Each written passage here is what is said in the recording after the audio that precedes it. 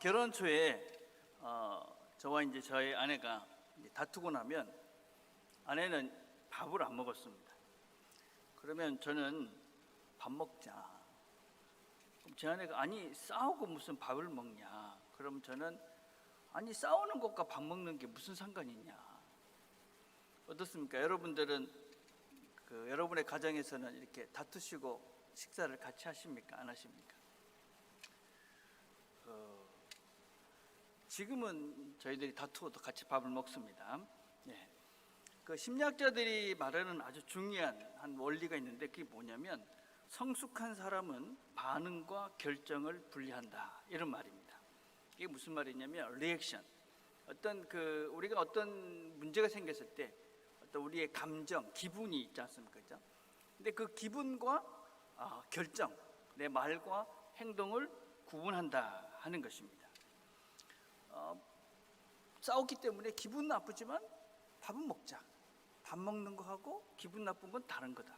이런 것입니다, 여러분. 운전을 하면서 누가 갑자기 팍 끼어들지 않습니까? 그러면 순간적으로 이제 기분이 나빠지잖아요. 그래가지고 저 뭐 어쩌고 이렇게 하면서 이제 욕도 하기도 하고 이제 기분이 상한 표시를 냅니다. 그런데 바로 이렇게 반응을 했지만 우리는 그냥 그 감정은 감정대로 가는 것이고 우리는 아무렇지도 않게 사실은 운전을 하면서 그냥 갑니다. 근데 미숙한 사람은 어떻습니까? 저게 나를 화나게 했어? 그러고 이제 쫓아가면서 막 욕을 하기도 하고 앞지르기도 하고 그 감정, 순간적인 그런 감정을 따라서 이제 반응을 하면서 행동을 하는 것이죠. 그렇죠? 그래서 순간적인 어떤 기분이나 어떤 자기의 감정을 따라서 결정하고 말하고 행동하는 사람, 이런 사람들을 미숙하다 이렇게 이야기합니다. 그래서 화가 나거나 실제적으로 슬플 때에 쇼핑을 하면 바보가 된다 이런 명제가 있습니다. 실험을 해봤습니다. 사람들이 슬픔의 감정이라든지 아니면 화가 났을 때 쇼핑을 해보니까 실제적으로 30% 이상 비싸게 물건을 사고 30% 이상 물건을 더 많이 산다 하는 실제적인 그런 실험 결과도 있습니다. 그러니까 우리는 우리의 어떤 감정, 순간적인 어떤 나의 그런 기분이 뭔가를 결정하는 거기까지 연결되지 않도록 우리가 훈련을 하셔야 됩니다. 그러니까 지금 내가 기분과 감정이 이렇다고 해서 다른 것까지 하면 안 된다는 거죠. 그러니까 우리가 쉽게 얘기하면 직장에서 어떤 일이 있었습니다. 근데 그 기분을 가지고 집에 와가지고 막 가족한테 막 이렇게 화풀이를 하죠.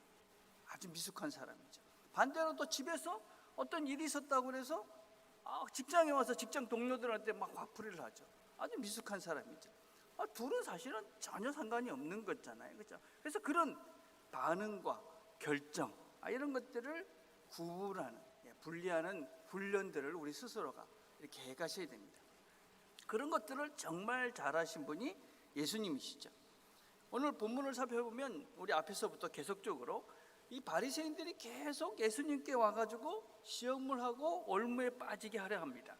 12장 13절을 보니까 그들이 예수의 말씀을 책잡으려 하여 바리새인과 헤롯 땅 중에서 사람을 보내매. 이 책잡으려 한다라는 말은 동물을 이렇게 사냥할 때 사용하는 말입니다. 그러니까 예수님을 사냥하기 위해서 왔다 그런 의미입니다. 그렇죠? 네가 무슨 권세로 이런 일을 하느냐?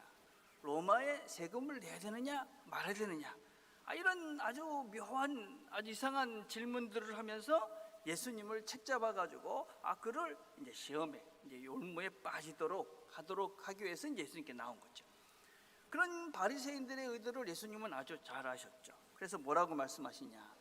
우리가 바치리까 말리까 한데 예수께서 그 외식함을 아시고 이러시되 어찌하여 나를 시험하느냐?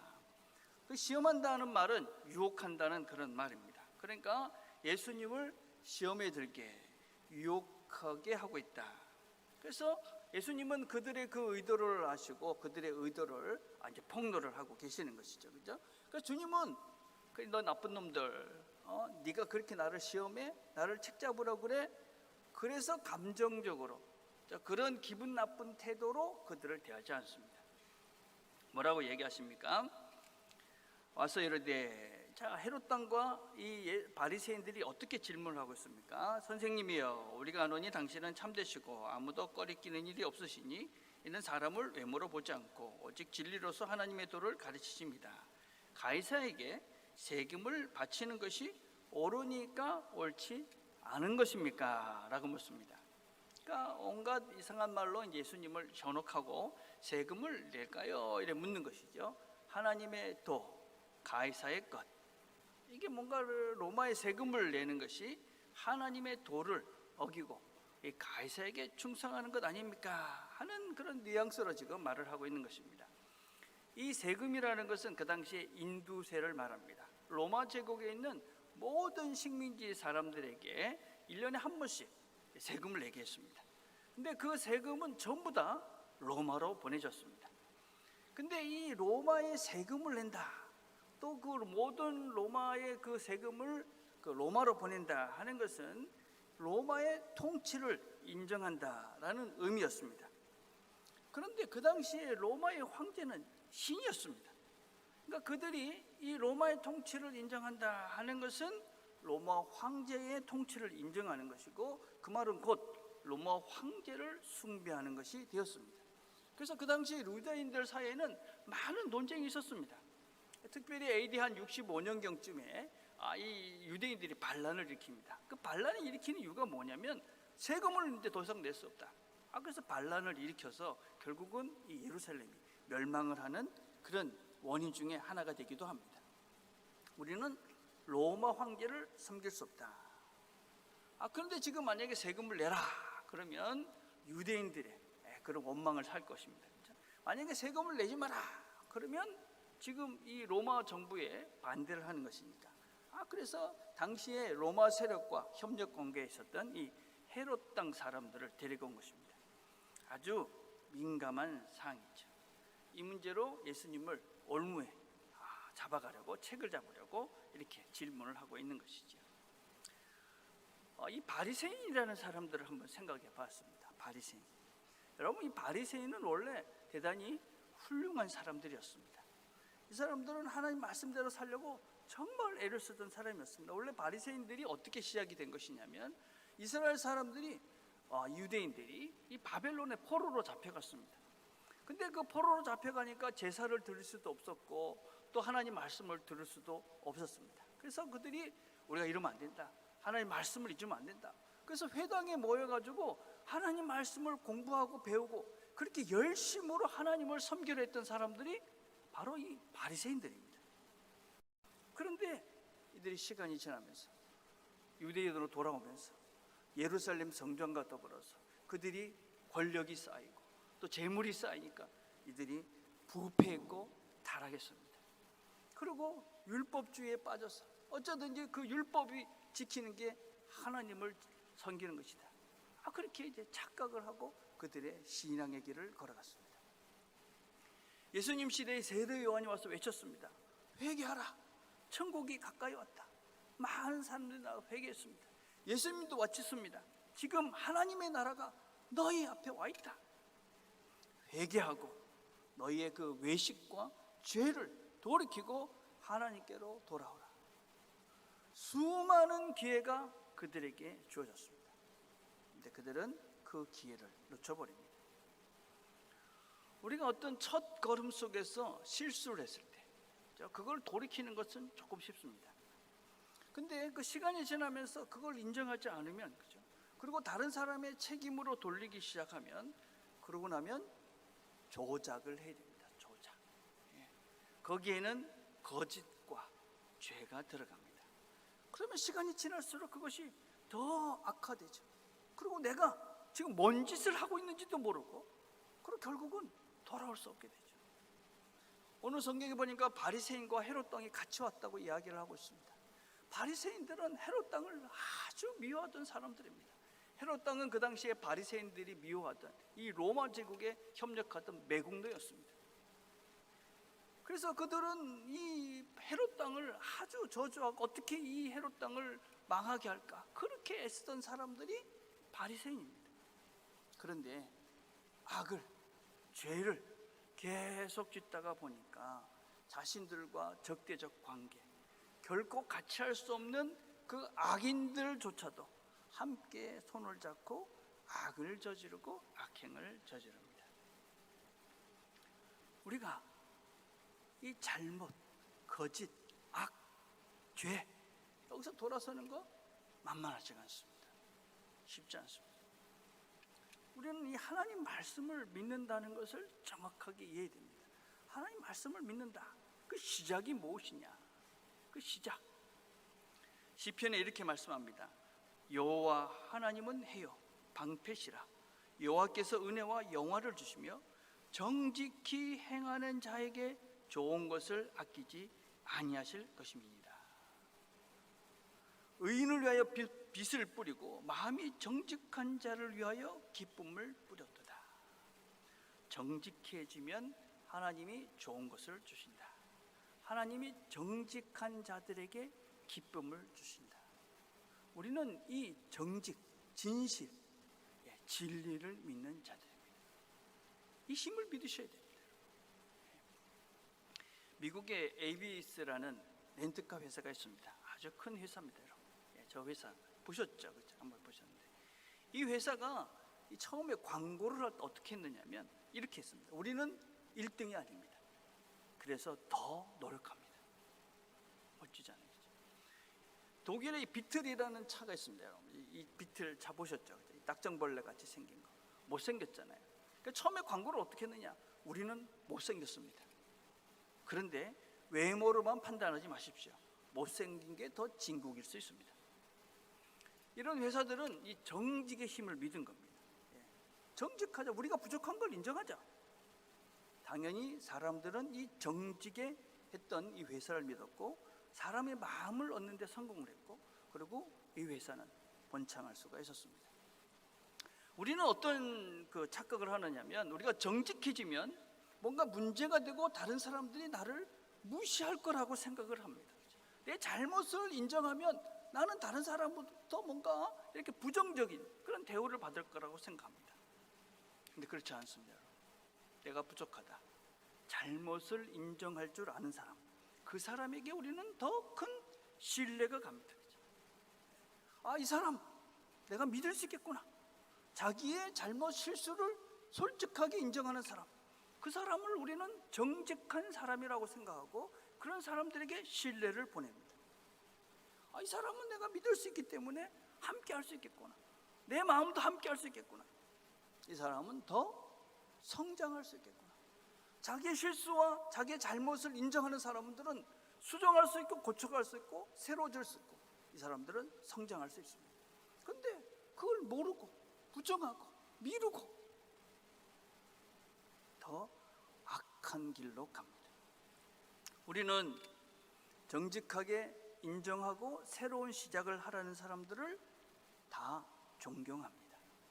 그리고 우리는 그 진실이라는 진리라는 것을 믿기 때문에 우리가 진실할 때 새 길이 열린다는 것도 믿습니다. 여러분, 우리가 진실해지는 것, 내 부족을 인정하고 그것을 다 드러내는 것, 그게 회개입니다.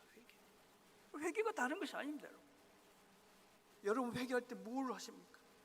내가 이렇게 부족합니다. 내가 이렇게 죄를 지었습니다. 하나님 용서해 주십시오. 그게 회개인 것이죠. 진실 앞에, 진리 앞에 우리 자신을 솔직하게 인정하고 그 힘을 믿고 내가 정직해지는 순간, 그게 회개인 것입니다. 그리스도인들은 그래서 회개하는 것이죠. 하나님, 제가 이렇게 부족합니다. 여러분, 우리가 우리 자신들을 이 거짓에서, 죄에서, 거기서 돌아설 때 하나님께서 우리에게 좋은 것을 준비해 주신다. 우리에게 기쁨을 주신다.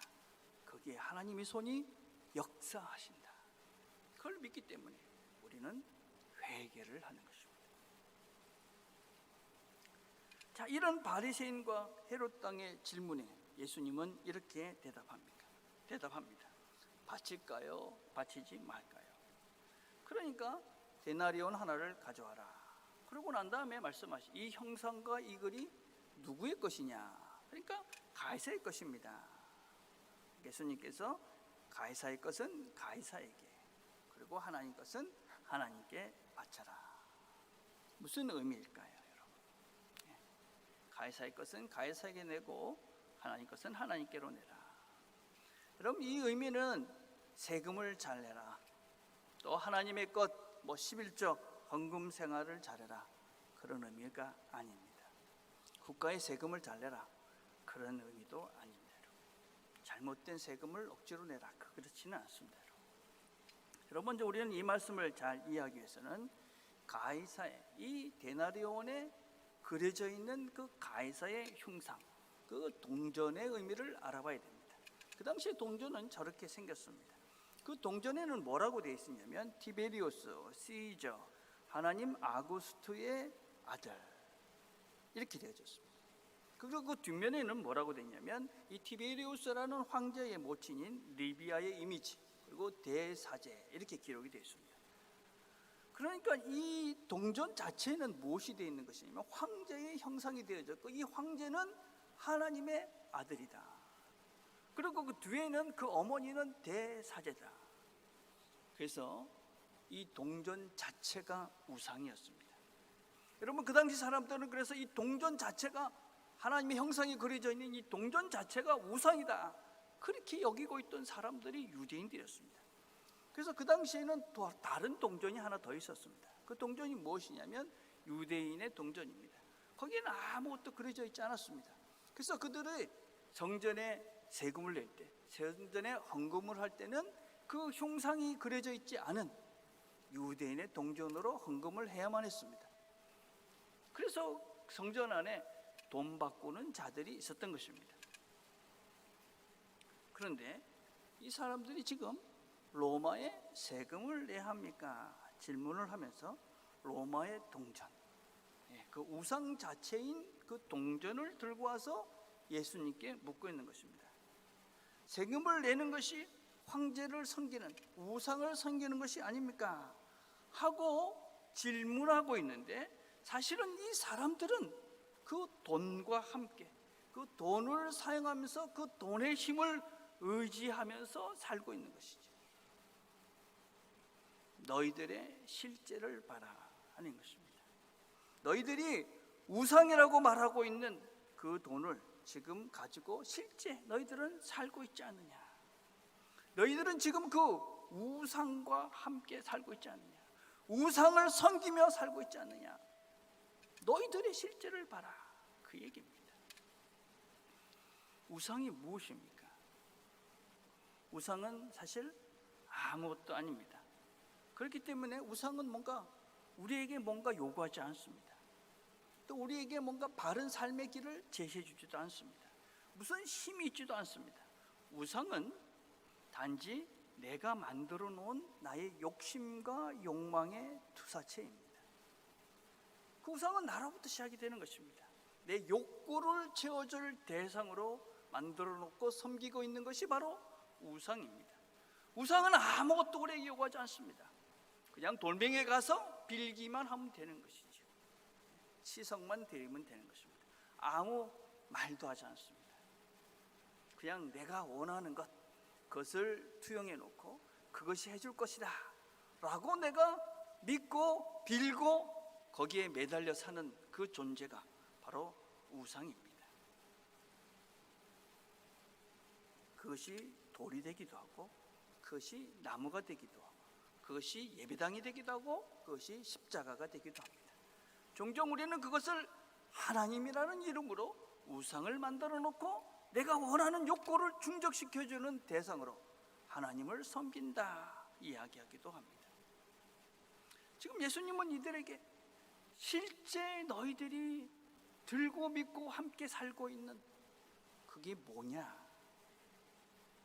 무엇을 믿고 무엇과 함께 살고 있느냐? 정말 너희들이 뭘 믿고 있느냐? 물어보는 거죠. 나는 지금 무엇을 믿고 살고 있느냐? 나의 실제를 보라 하는 것입니다.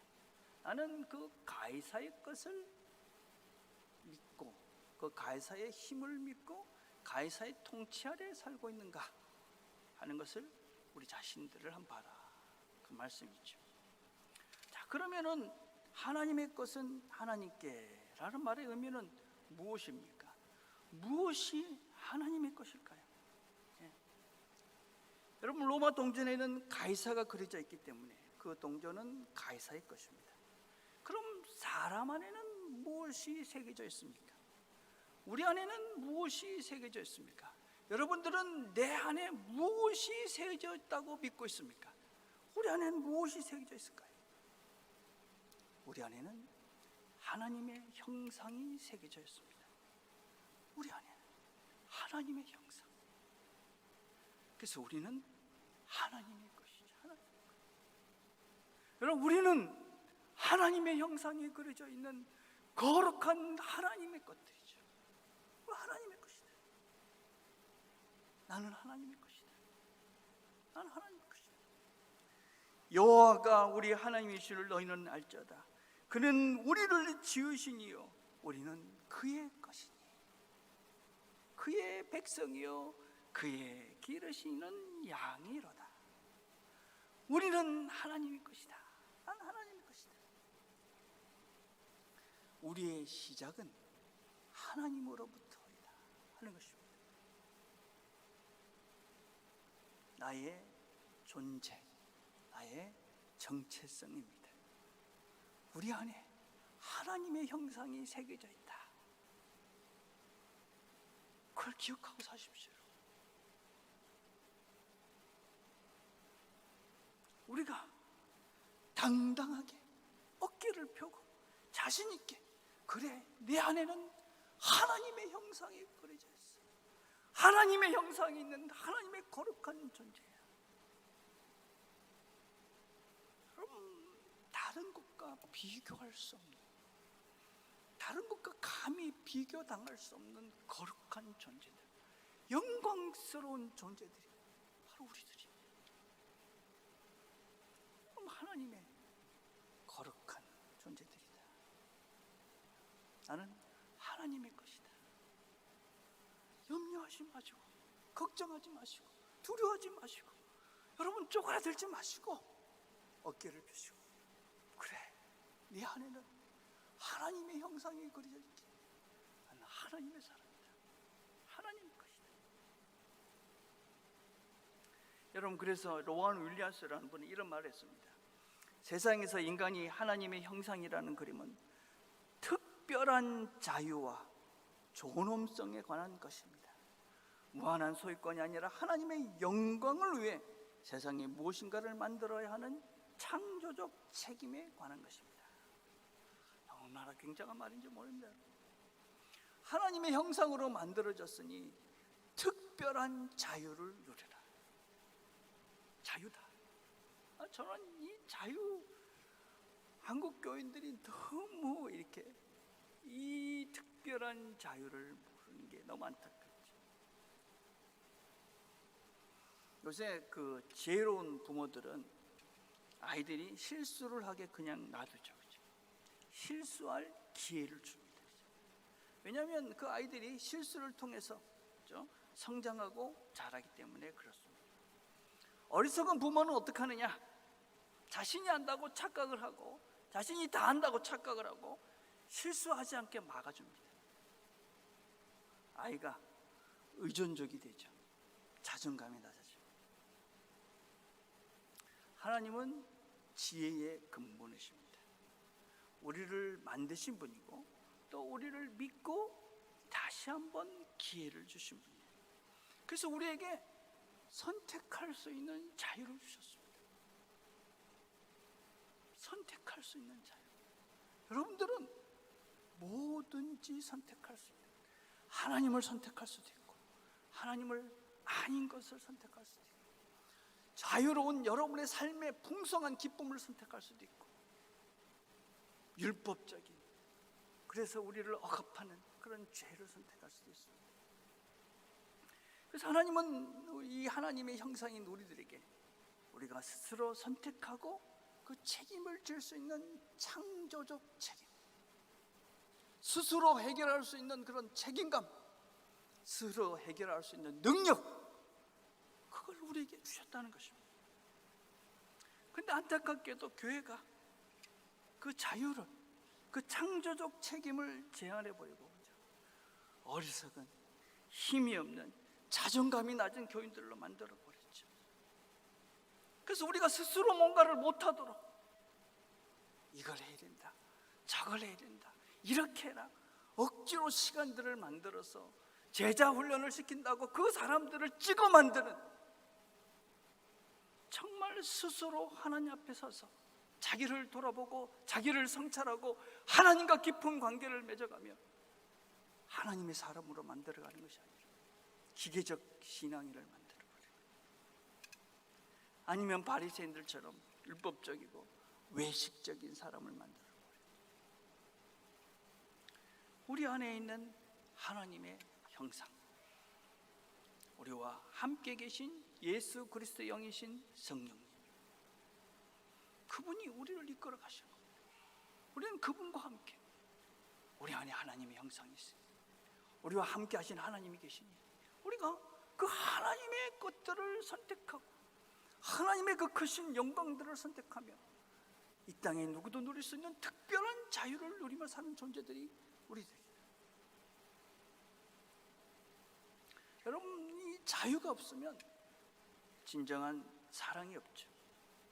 이 자유가 없으면 진정한 평화도 없습니다. 그래서 우리는 이 자유를 아셔야 됩니다. 자유, 하나님 나에게 자유 주십니다.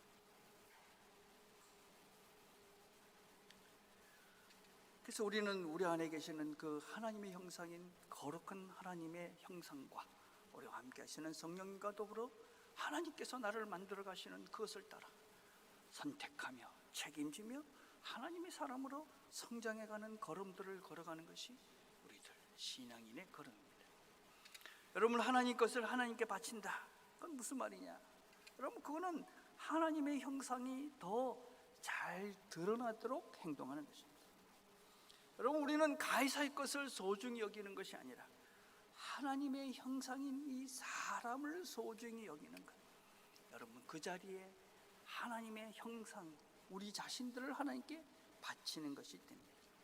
그래서 우리는 사람을 소중히 여기는 세상을 만들어 가야 합니다. 여러분, 다른 사람을 소중히 여긴다는 것은 다른 것이 아니죠. 다른 사람들을 통제하려 하지 않습니다. 나와 같이 대하라고 강요하지 않습니다. 그 사람의 자유를 인정해 주는 것입니다. 그 사람을 믿어주는 것이죠.